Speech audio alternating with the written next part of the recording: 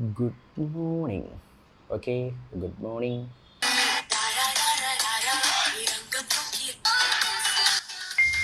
ഏ 65,000 രൂപ ഡെബിറ്റഡാ. അളിയാ, എൻ്റെ 65,000 രൂപ പോയി. എങ്ങനെ? വാട്സപ്പിൽ ഒരു ഗുഡ് മോർണിംഗ് വന്നു.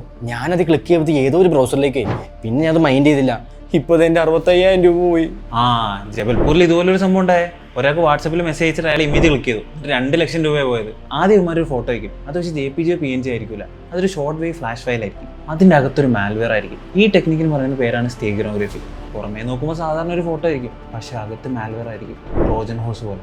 ഇമേജ് ഡൗൺലോഡ് ചെയ്യുന്നത് ബാക്ക്ഗ്രൗണ്ടിൽ ഒരു മെലീഷ്യസ് ആപ്പ് ഡൗൺലോഡ് ആവും. ഇത് വെച്ച് നമുക്ക് നമ്മുടെ ബാങ്ക് അക്കൗണ്ട്, OTP എല്ലാം ആക്സസ് ചെയ്യാൻ പറ്റും. പിന്നെ പൈസ പോണ വഴി കാണാൻ പറ്റില്ല. അപ്പം മെയിലും സ്പെല്ലിംഗ് മിസ്റ്റേക്കും അറിയാത്ത ലിങ്കുകളും മാത്രം ശ്രദ്ധിച്ചാൽ പോരല്ലേ? അപ്പം ഇനി ഇങ്ങനെ ഒന്ന് എന്ത് ചെയ്യുകയാ? അൺനോൺ നമ്പറിൽ നിന്ന് വരുന്ന മെസ്സേജുകൾ അറ്റാച്ച്മെന്റ് ഉണ്ടെങ്കിൽ അത് ക്ലിക്ക് ചെയ്യാതിരിക്കുക.